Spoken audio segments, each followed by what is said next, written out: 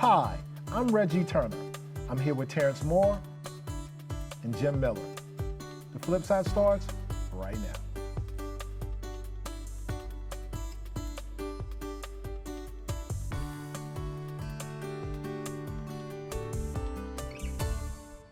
Welcome to the show. Tonight we're going to be talking about some of the more than 400 laws that have been passed that are going into effect October 1 here in the state of Maryland. Gentlemen, it's good to be together again. It's good to be together indeed. Jim, stop yawning. We've got to have your best work tonight. You always have my best work. All right, let's jump right in to some of these laws that just came into effect. The first one is Organized Retail Theft Act, which is HB 179 and Senate Bill 11. And just given some of the details of this bill, it aggregates theft cases across counties if part of one is a coordinated scheme. It creates a felony charge for thefts of $1,500 plus over 90 days. And this is aimed at large theft rings targeting multiple retailers. Terrence, what say you? I believe it's a necessary deterrent. I don't know if anyone has had the chance to see some of these videos. When they rush into the stores? It's just egregious. You know, it's not even shoplifting anymore. And there's been several cases where employees and store owners were assaulted in the process or injured trying to intervene. Employees are now being told not to intervene. So people running in, grabbing racks of clothing and or items and walking right out the door with them. Believe it or not, it does impact all of us as consumers because shrinkage and loss creates increase in costs, which gets passed on to us who go into the stores and buy things responsibly. So again, I like to see it fine-tuned. I like to see who gets swept up in some of this as well. And, you know, we'll see when it's in effect and how much they enforce it. Do you have any concerns that this would overcharge youth and low-level offenders? It could, because that's why I said who gets swept up in this. But is there any law that's out there that's criminally based that may have an adverse effect on one of those categories of people, one of those communities? We just had cannabis laws. Right. Exactly. Those laws were disproportionately impacting a certain group of individuals, youths, minorities. So laws can do that, depending on the crime. Unfortunately, there's a culture of boosters. A lot of time, these boosters aren't 40 or 50-year-old individuals that are going in. Most of the time, they are young teens who are a part of this larger ring, but usually they're not the ones coordinating it. They're the ones, they're the ones that are going in, taking the criminal action, and then they're selling the clothes to other businesses who in turn profit at a higher rate of margin for those clothes. So they are doing the actions, but they're not. They're the face of the crime, but they're not the ones who profiting from it. They're not the real money makers. Exactly. In regards to this. You know, one of the things, and this is completely off topic, and I'll apologize for that up front, but the other issue in my mind is, and you brought, one of you brought the point of, enforcement. How many laws do we have in place that we are not really enforcing? It seems like whether you're I can't speak to local government, but state government and national government, we have at some level an enforcement problem. I would say so. You know, the other thing in regards to this is that I can see this law as being a tool to go after the organized rings, but it's the unintended consequences that I see the concerns would be. And just to kind of zoom out from Maryland, 34 states have organized retail crime statutes. Now Virginia, our neighbor, theirs, it's an aggregate of over 5,000. So 1,500 gets you there really quickly, right? A couple of that's outfit. That's a PlayStation and 2 games. Right. And here's the reality, and this is no disrespect. to anybody that's a prosecutor in the state of Maryland. But prosecutors are looking for ways to win cases. And to your point, and I know that civil liberties advocates have already suggested that aggregating offenses could lead to overcharging where they're really minor thefts. So, I mean, this, some of these youth and low-level offenders, I mean, it's really easy to get a felony on your record, under this law. Well, and there's a couple more they introduced this year that make it easy to get a felony on your record too. And do people understand what that means? The loss of privileges you have for your entire life? Felons can't vote, right? Am I right about that? Depends on the state, I believe. Okay. I think that's state dependent. Felonies wise, we can verify that. But there's a lot of things that holds you back from participating in society when you have a criminal record. There's certain jobs you can't do, certain positions you can't hold, certain places you can't attend. Sometimes depending on the charge, whether or not you can get a passport or driver's license. There's so many things, so many obstacles you create for yourself when you have that on your record, which has an economic impact on you. And when you're a felon, you can't have a weapon. Right, there you go. So they're no longer rights; they become privileges once you have a record. So those are the kind of things that you don't take into consideration, especially when it happens at 18, 19, 20 years old, and you have the rest of your life to navigate. That's the scary part for me, and some of the overcharging that we know has happened, especially in the drug world, and the fact that we are changing these people's lives for the worse, not for the better, by doing the incarceration. And at some level, drug treatment, at some level, for certain individuals, not for everybody, but at some level, that's a medical issue, I have a friend who had a daughter who broke something and went in and they gave her 5 or 6 pills and she got hooked. And this is, good family, good kid, good student, good sports person, everything. She got hooked. Do you think that that's not because there was some chemical thing in her body that made her more susceptible to that? Do 4-year-olds come home and say, I want to be a drug addict when I grow up? Right, and we know that it's emotional and mental as well. And again, I say this all the time. We had whole communities that had crack cocaine injected into the entire communities, and we criminalized it at that point. And we see the generational effect of criminalizing that at that time, and the charges that were put on people who were dealing with a health issue at that time, but it would seem as a criminal issue. So we hopefully we're learning from some of these lessons and the ambiguous nature of some of the words. What is organized? Right? That's one of the things that kind of stick out to me. What is organized? Organized is me and my buddy decide to do something, right. Or is it a multi-ring that there's funding, there's a structure, there's layers of the organization. That a lot of that gets subjective based on how they want to prosecute. So those are the kind of things that I believe will need to be fine-tuned. Right. And a prosecutor that wants to make a name for themselves well, that's really exactly right. cause a lot of damage. Yes, they can, as they have in the past. Yeah. And I'll also say this as well. Let's also take into consideration the small business owners as well, right? I understand we can overcharge and there's a risk there as well,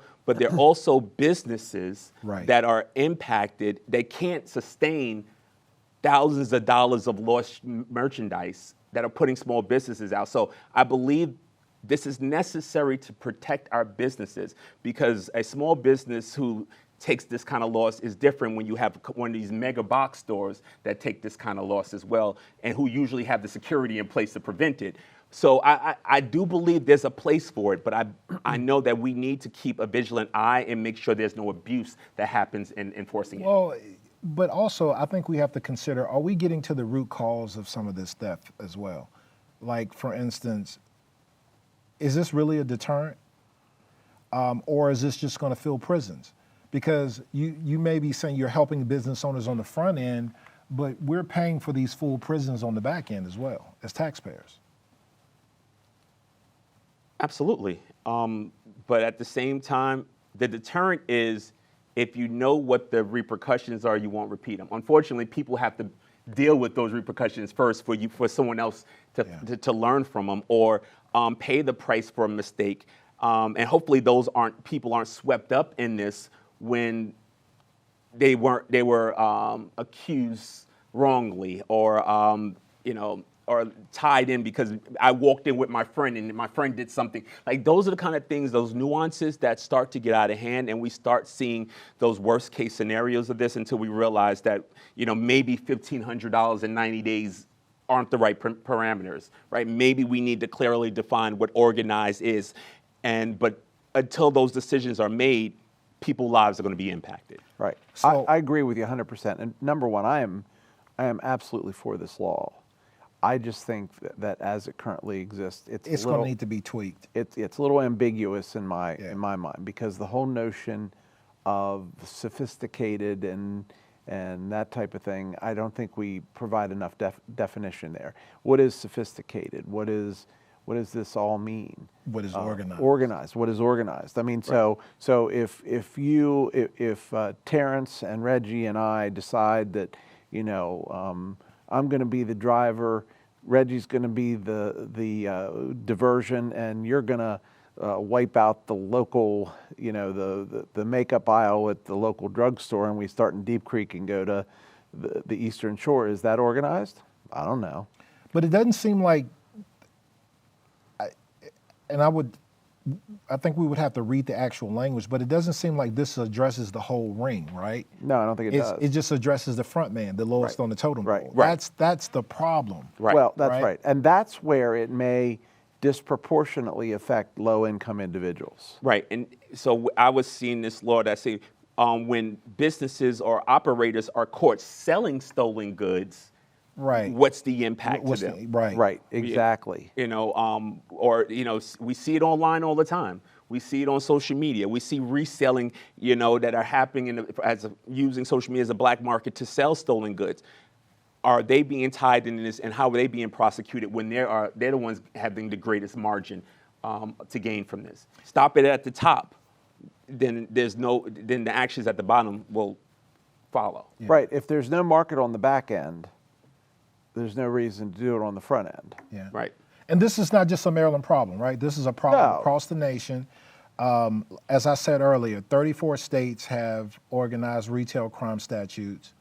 9 passed laws last year, and 31 others are considering them. So this is obviously a nationwide. Well, it would be issue we're very grappling with. interesting to look at all of those laws and compare the language and see how Maryland stacks up in terms of the level of detail in our bill. And I think let us take some responsibility as well. One, stop buying stolen goods, right? No matter the discount, right? 2, let's stop some of these training videos that are put on social media.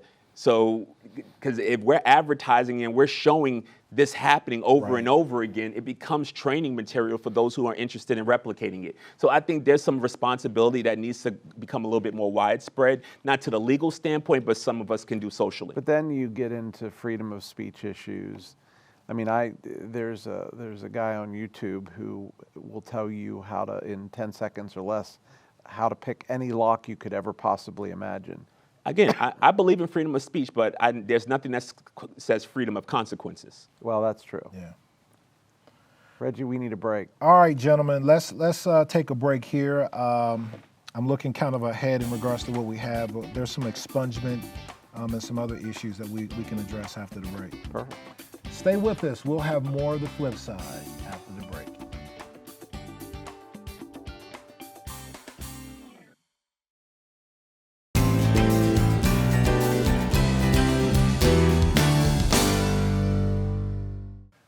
Welcome back to the show. We're going to jump right back in regards to some of the most important Maryland laws that were passed or that are going into effect as of October 1.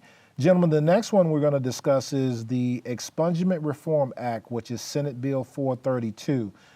The details of this bill is it shortens the waiting periods, 5 years for most misdemeanors, 7 years for second-degree assault, and 15 years for domestic crimes.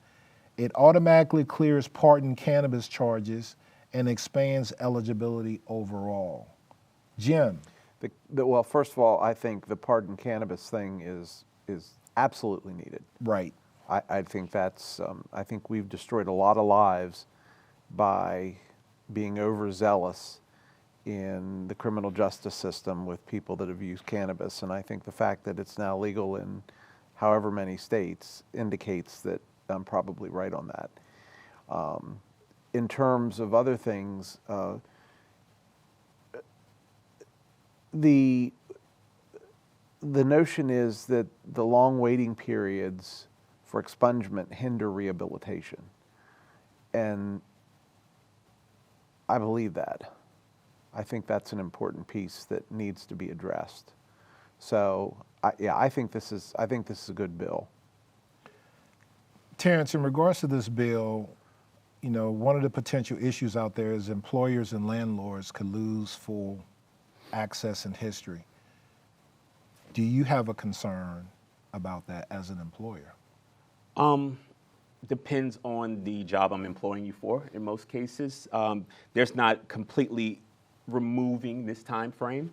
You know, for expungement, in most of these cases, I believe the individual would have served their time and paid their debt to society. Absolutely. And now they've been released and off parole, and now they're waiting for their record to be clean, which impacts them from looking for housing, finding a good job, and returning back into the community as citizens, and causes recidivism, right? If somebody comes out and they're struggling with providing for themselves, getting employment, finding housing, they put themselves in places where they can easily find themselves doing something that can get them locked up again, or even associating with somebody that may put them in a position where they can get returned back to prison. So I believe these expungement times being reduced, I can't say are they the best time frames. I don't know what they're based on and what the difference are and why they vary so much. The cannabis one, the pardons happened with the legalization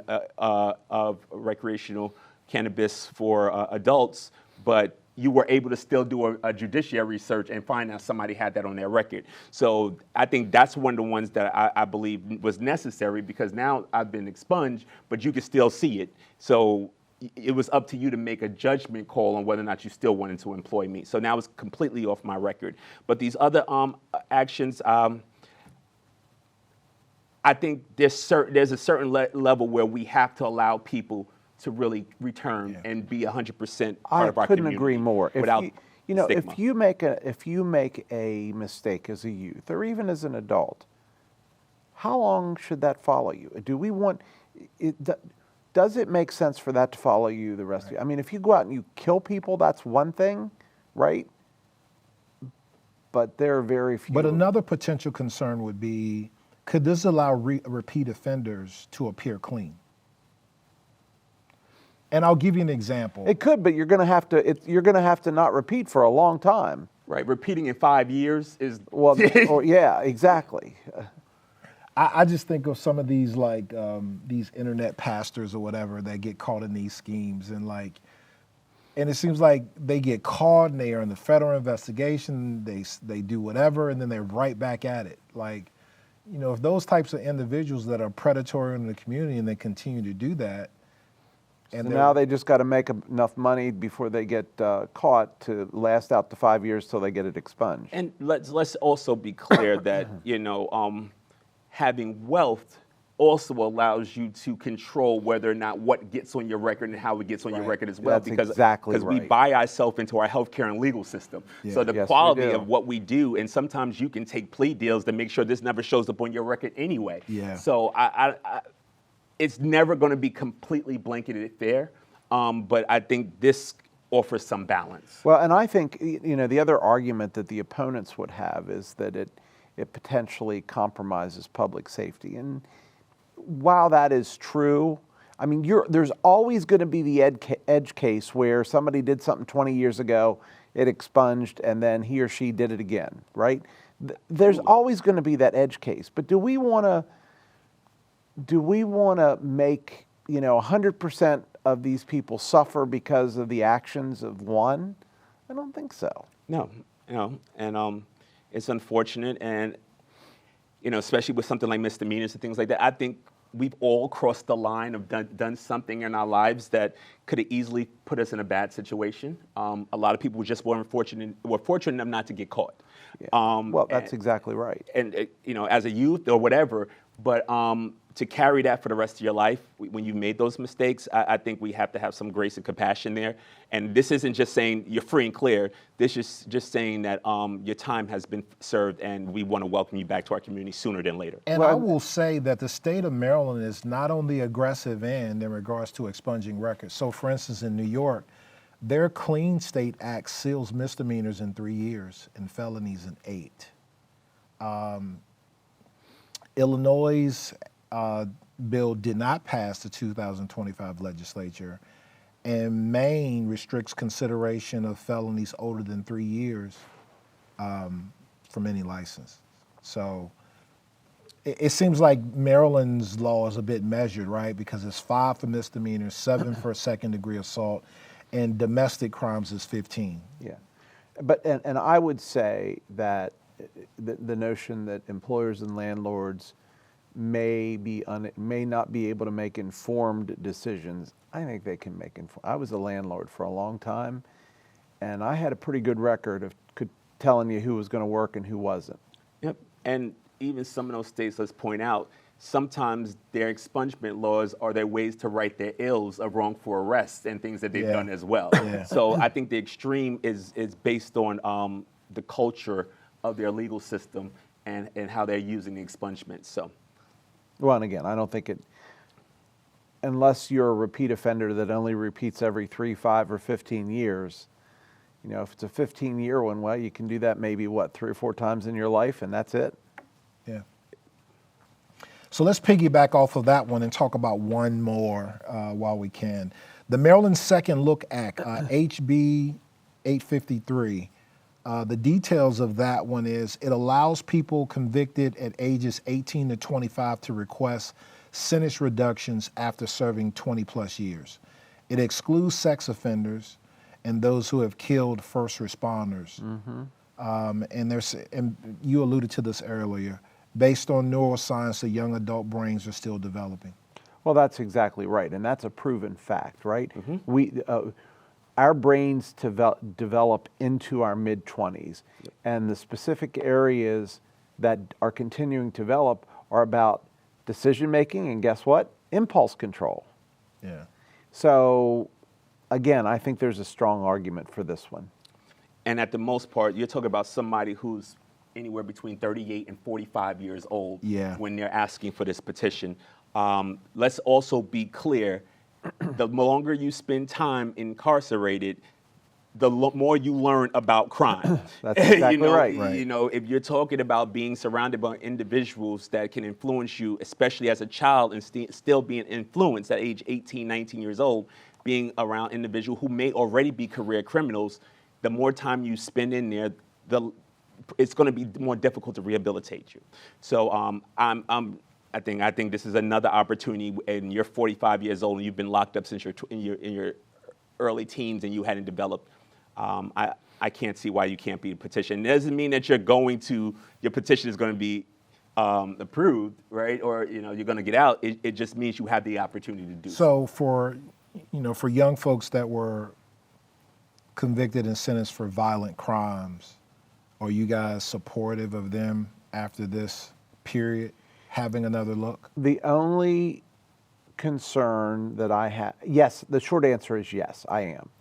Now remember, those that are excluded are sex offenders and those that have killed first responders. I get that. Right. The caveat for the violent crime offenders is, does that process re-traumatize the victims? They do it with parole today. I think again, I think if anyone should be allowed to speak up and provide grace in the moment, then it would be the victim. So if they want to be heard, there's ways they can be heard.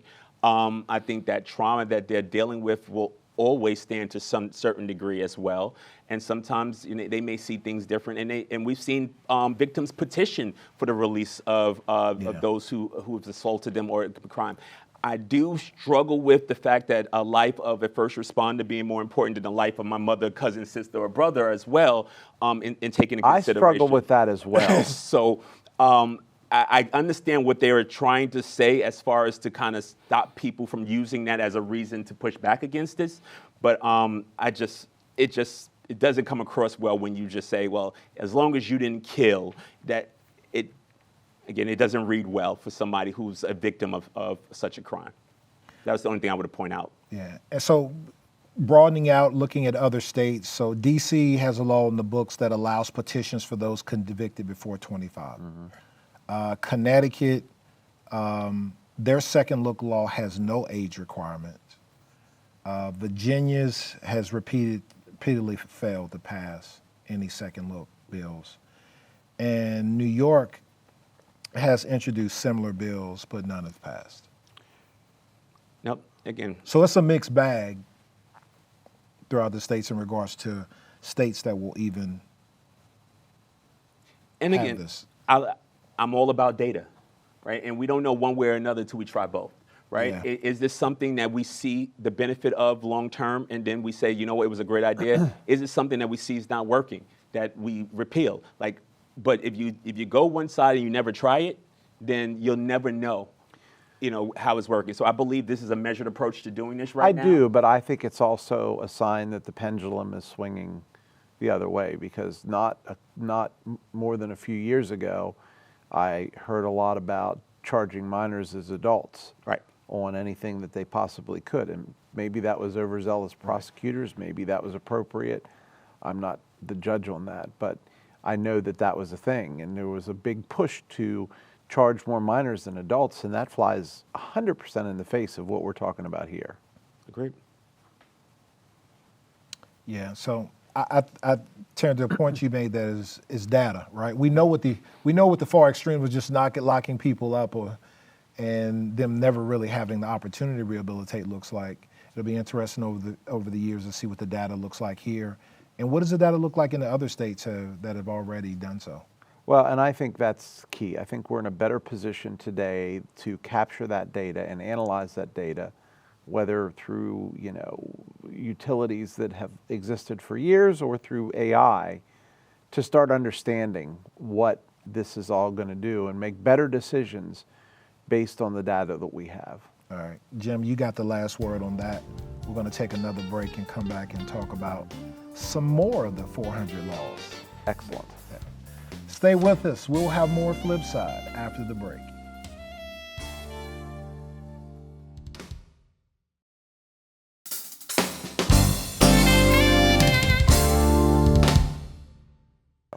Welcome back to the show. We're still talking about some of the laws that have been enacted here in the state of Maryland since October 1. Next up, this is an interesting one, is Eric's ID law, Senate Bill 618. The details of this law is individuals can have a voluntary notation on their ID for people with non-apparent disabilities, such as autism, PTSD, brain injury, and being a Cowboys fan. Oh, wait a minute. Oh, sorry. It applies to driver's license, ID cards, and moped permits. It aims to improve law enforcement interactions.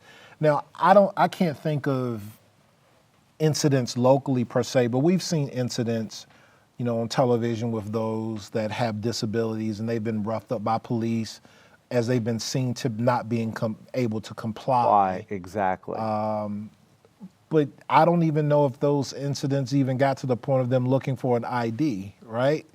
The ones that I can just recall seeing there. But how do you feel about this law, Terrence? First, the fact that you can, it's voluntary disclosure. Right. So it's not a issue with HIPAA that you're 100%. I would like to know, similar to people who have emotional support dogs as well to a certain extreme. No offense to anybody who has one, but we do know that is abused, and everyone doesn't need an emotional support dog, but you self-identify it, right? You go through the process. Right. So I would like to see something that has some kind of medical support, that you are self-identifying yourself in this way, and it doesn't become something that someone egregiously abuses to put on their to discount their behavior in a certain way. So that's one thing. That's just extreme cases. But I do like it. I think it protects our law enforcement officers, because you never know what kind of situation you're entering into, especially calling out someone with PTSD. Right? You never know with someone who has Asperger's or who is autistic that may be triggered, and their behavior, it becomes, because it's not visual, so you don't know. And we don't know the cases that happen because they're not visual. A lot of time people may be on the spectrum to some degree, and they may have gone through the whole process and were locked up, but we don't really know that hindsight until you go to court and you try to plead that there was a reason why that individual acted the way they did, or became aggressive, or became triggered. So I like this to kind of at least put our officers in a position to be prepared for that situation. But I also think there should be a step taken further, that they have the adequate training on how to de-escalate and mitigate that situation. And if there was some kind of individual they can call in to come and support that in a kind of an emergency task force, some individual that may be able to come in on the medical side to help in that situation, that they are able to do so. But all in all, I believe it's a great opportunity to protect civilians as well as the law enforcement agents. Jim, do you take any issue with medical or psychological conditions being documented or linked to a government ID? If they are voluntarily disclosed, I would say no. I think your point was valid, one of the few you've made. Oh, did I say that out loud? Which was the cowboy. Did they? Well, you're a Commanders fan, so we can't. No accounting for taste. But the notion of, does it get to the point where they're able to see the ID? Because if these people were triggered the minute they asked them to provide their license and registration, well, then guess what? All bets are off. But even at that point, I can pull your license up as a police officer, right? Like, I can go into the record and get information, and I'm not sure how it's going to be tied to completely, but in the case where this law wasn't in effect now, that incident still happens. It does, right? Yeah, I agree with that. So there's only upside on this. I agree with that. And I think it also gives them pause. I still think there are cases where, getting to the license may have already triggered the individual. Right, but I think what it does is indirectly also give the officer pause, right? Now you're thinking, right, this person may be acting like this. I haven't seen their license. I wonder if on their license, this individual has Asperger's or is autistic. Right. Let me take a pause. Let me take a beat. So you're putting it in the front of their mind instead of them getting to immediate position where they're thinking that this person is going to do harm intentionally. So I think it does that indirectly, but when they do get to that point, maybe they know a best way to handle or address this, or to speak to that individual, or recognize the signs. We've seen some. It may be something as simple as rocking. It may be something as how their eyes, and maybe like not always. And I think sometimes it get loops up, and these individuals may be on drugs or some kind of substance as well during these altercations. And unique situations as well. So I just think it creates an environment of awareness, and I can't see where it would do any harm. No, I can't see where it would do any harm to either. I think again, I agree with what Cronkite said about the notion that are we too late once we get a hold of their ID? I also agree with you about the self-reporting thing. And when I have an evening where I agree with something from both of you at the same time, it really is bothersome. But the point is, you're in good company. I think this does not require any proof of the disability. So I can go in and say I'm, PTSD, whatever, autistic, whatever, and nobody's going to question it. And that's where I think we need to have some controls that need to be around that. And I hope that it's not abuse to that fact. But I do want to point out, what kind of peace of mind do you believe this gives to a parent of a child that may be autistic 100%, as well? Knowing your child out there at least has something to indicate that. So. Yeah. Well, and even though the requirement is not there to prove the disability up front, if there's an incident, right, one would think that he said, well, wait a minute, you said there was an incident, this didn't seem to help, and now tell me, you prove that you're, and I use autism as a defense in court, then I got to prove it. Yeah. Right. And back to the broad lens, this seems to be a unique law for Maryland. No other states has an exact equivalent law. And also, some states allow voluntary Right. medical alert notations, but none tied to law enforcement use. To another point you made, Terrence, about education, there is a requirement in the law that they educate the public, but there's not a specific requirement that we educate the police. Right. And I like to, and I want to do a little bit more deep dive because I know a couple of years ago, the leadership Frederick class, this was a project that was done by a friend of mine who was working with Lando, and Sheriff Lando down in Frederick as well, yeah. to kind of put something like this on the book. So this seed is something that's been pushed for. So it's great to see it come to fruition, whether that seed came from there or it was a bigger push from across the state. But Yeah. sometimes it's great to be first.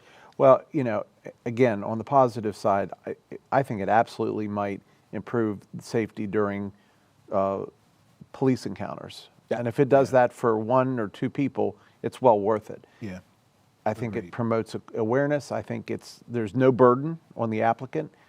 And yeah, I think it's grassroots. All right, let's keep it moving, gentlemen. The next one is the Maryland Online Data Privacy Act, which is HB 567. The details of it is it restricts how businesses can collect, store, and share your personal data, requires an opt-out mechanism for residents, and applies broadly to businesses handling Marylanders' data. T, what say you? Thank goodness. Give me more. I spend half my day answering robocalls or somebody who has taken my data and sold it for a profit. Like, I'm a customer, I get it, right? And we click the little boxes about cookies and cherry, and it feels useless now. Like, no matter how many times you click it or how many times, everything wants your telephone number, everything wants your email. Yeah. And now I have to be flooded with ads of things that I don't want or be solicited through calls that are interrupting my day or text messages from pig butchers that are just telling me just hey all day long like they know me. Like, protect my data and you protect my peace of mind. So I'm for it. Jim, do you see this as an expensive endeavor for Maryland to even enforce? Well, there's a question of will it be enforced? This is great in theory, and I think it may dissuade some from doing it. But I got to tell you, you're supposed to be able to put your phone number in and opt out of all marketing calls. And there's a database, right? There's a national database. That doesn't seem to work too well. Is that national database still up? Didn't they discontinue that national database? I don't know. Okay, I think that we have to. I know there used to be an opt-out database, a national database you could put in, but something I remember vaguely. I'll have to double check, but I believe that was discontinued about 8 years ago.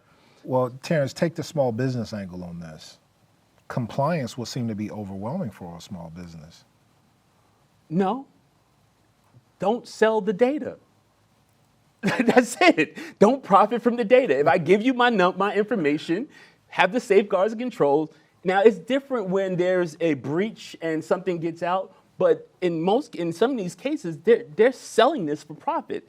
They're selling these to individuals that want to buy their data, and it's a revenue stream. Like, that's where my issue is. I understand that breaches happen and risks happen. I worked in fraud for too many years. I get that happen. But selling my data, collecting it, and then repositioning as a revenue stream, I think that's a little egregious. That's where my problem lies. So, and I agree with you 100%. And here's the other thing. A lot of these where you do major purchases, let's say a vehicle purchase, if you look in the fine print of that contract that they never give you time to read unless you take the time to read it, you will see that they have the ability to basically sell your data to whomever they want, whenever they want, in perpetuity, And it's ridiculous. And the last 3 cars I've bought, I have physically gone through and X'd that out. And they said, we can't X it out. And I said, see you later. And amazingly, they found a way to X it out. Right. But Maryland is not the only state, and I'm getting into your broader theme here, but Yep. California does a good job with this, okay? They have very strict data privacy laws. And I think this is one area where I like what they're doing. If you look at Europe, they have a national data privacy law that's very restrictive. I can't, as an employer, I'm not even allowed to tell your colleague what your birth date is unless you have given me express permission. I think that makes sense. Yeah, I agree. I think with the risk that happens and the cost that comes with your identity being stolen, I think this is not a burden that's not already on businesses. Right. Like they legally, federally, they're supposed to protect the information and not give it away. But what they're doing is they're bringing in information so they can solicit you, and then they're profiting from it and giving it to other people. There's too many systems, and I don't think there's a huge financial burden in protecting this information. If it is, then don't collect it. I'm sorry, like that's as simple as it is. But if you want to collect it for marketing, then there is a responsibility you have to your customers to make sure my data is secure and that you're not profiting from it. Yeah. Simple. And the broad view to wrap up, California, Colorado, Virginia, and Oregon have the strongest laws in regards to that. And then some of these states vary in regards to small business and their enforcement models. So those are the differences. All right, gentlemen, let's take our last break here. We're going to come back. We'll cover a few more laws and get our folks educated. How about that? Excellent. Stay with us. We'll have more of the flip side.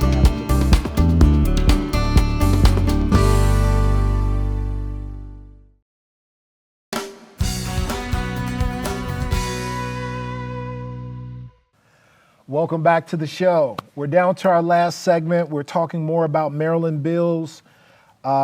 This one really strikes a nerve, especially as a financial advisor. Jim, medical debt protection, HB 428, Senate Bill 349. It prohibits hospitals from placing liens on owner-occupied homes due to unpaid medical bills.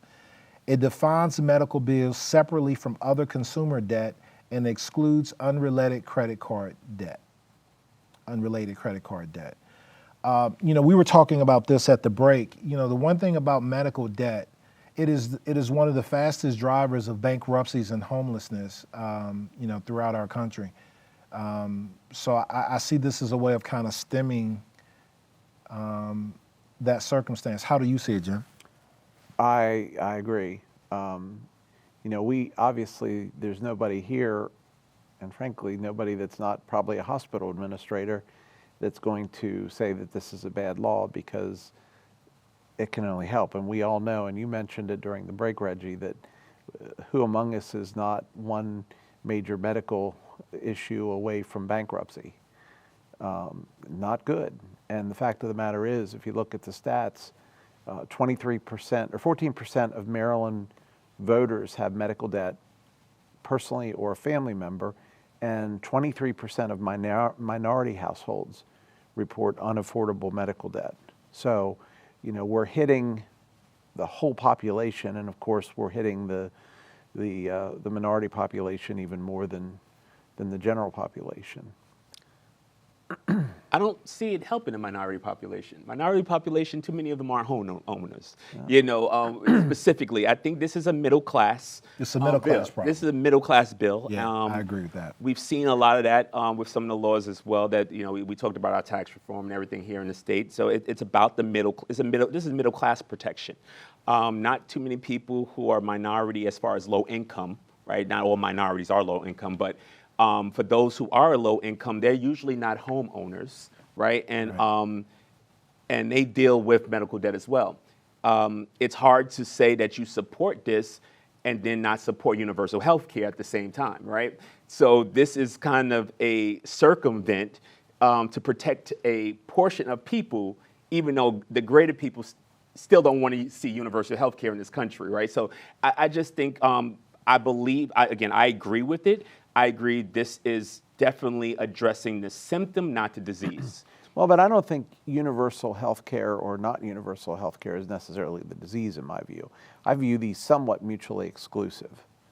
How so? Well, because universal health care, my concern over universal health care has a little bit to do with cost, but more about access to, I mean, we do a lot of research in this country. We are the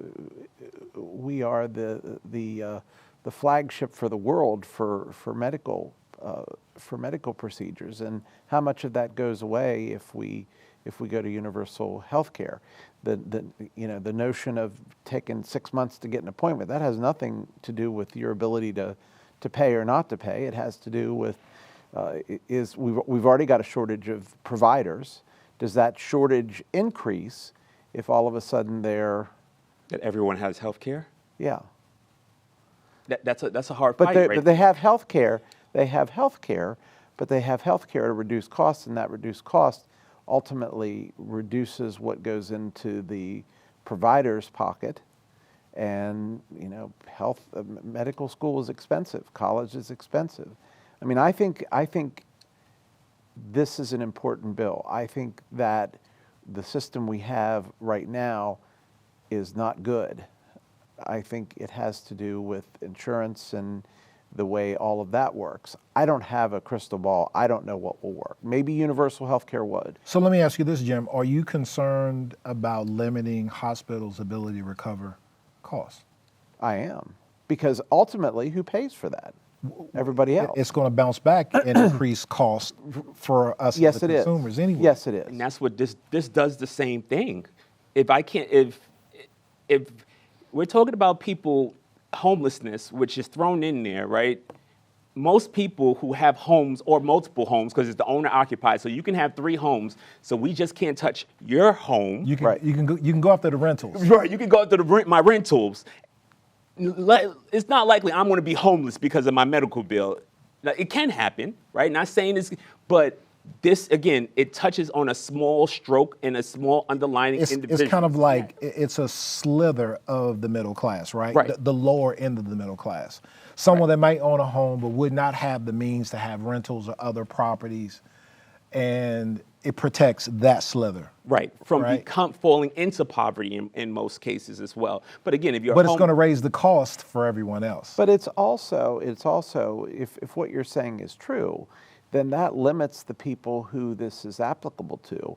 And it really does address the edge case where there's some traumatic medical event that is going to send me into bankruptcy, and now it's not.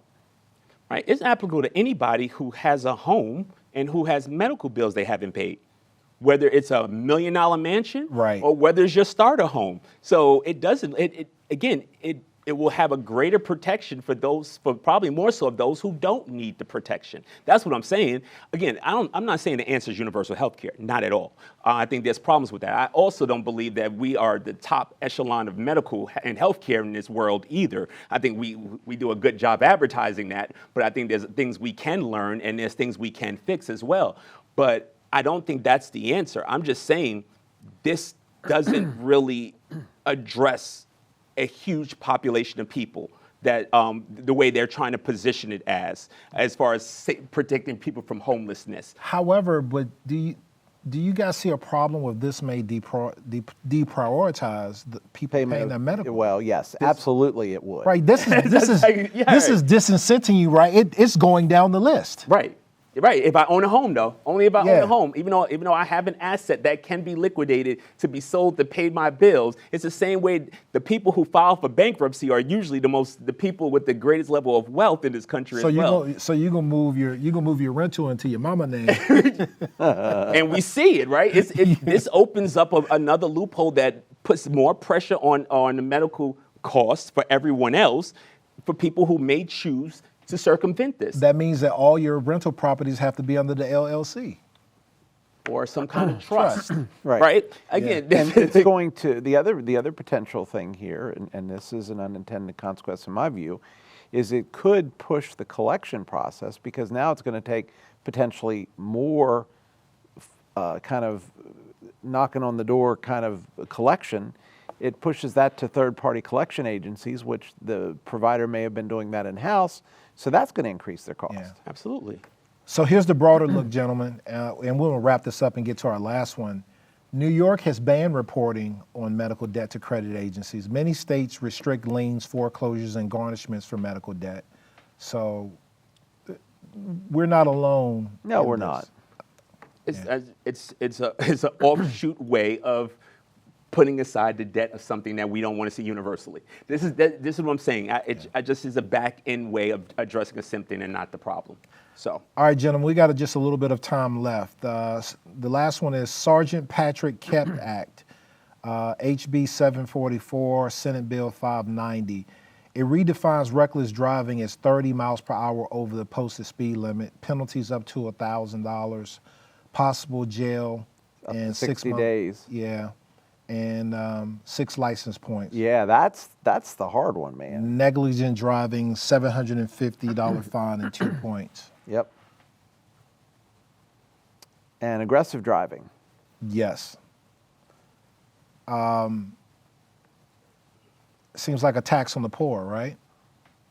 From an extent. No. No. You should not be going 30 plus miles over the speed limit. Like, come on, we have to say some accountability here, right? If I'm going down at 70 miles per hour. I've never been with you when you've been 30 miles over the speed limit. No, you haven't. No, you have. That's go. If I'm on a highway, I'm going 70. That means I'm going 100 miles per hour on the highway, right? Like I'm rolling the dice, right? I know I'm rolling the dice. 10, 20 miles. Okay, 30 plus miles. Yeah, I'm 100 some miles. And reckless. that's ridiculous. If you're doing 55 and a 25, like this is excessive. So Right. No, I'm with you. like I'm with this you. is dangerous to other people and yourself. I just want to poke some holes in to see where you were. Don't take offense. So the other issue is the expanded violations on aggressive driving, tailgating, unsafe lane changes, disobeying traffic signals, improper passing, failure to yield, speeding, passing stop school buses. That's a good one. This gonna help with road rage. I hope. I live on a pretty busy highway, and I am amazed when going back and forth to the gym because there's always this one bus that's always, and I'm amazed at the people coming the other way that just blow by it.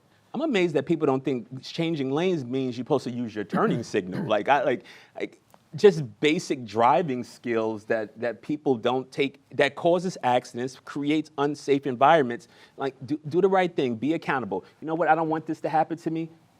But some are proponents for penalties that are income based. Apparently, some European countries they're income based on the penalty side. So the more you make, the larger the penalty would be. But then that becomes a money grab Right. for the state, right?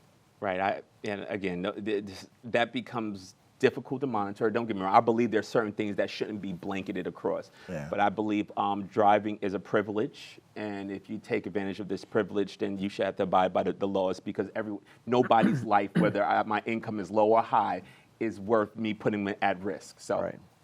here. Now, the proponents argue that it doesn't address the root cause, and the other argument that I read about was the notion that it's going to clog the court dockets, which probably will. I think the one thing we should track the bills we covered tonight over time to see where the amendments kind of come in to kind of shape some of these things up. I mean, the Sergeant Patrick Kept Act, I don't really see issues there, but when we started talking back in regards to kind of the medical debt and other bills, I just see some loopholes that are in there that may have to be cleaned up over time.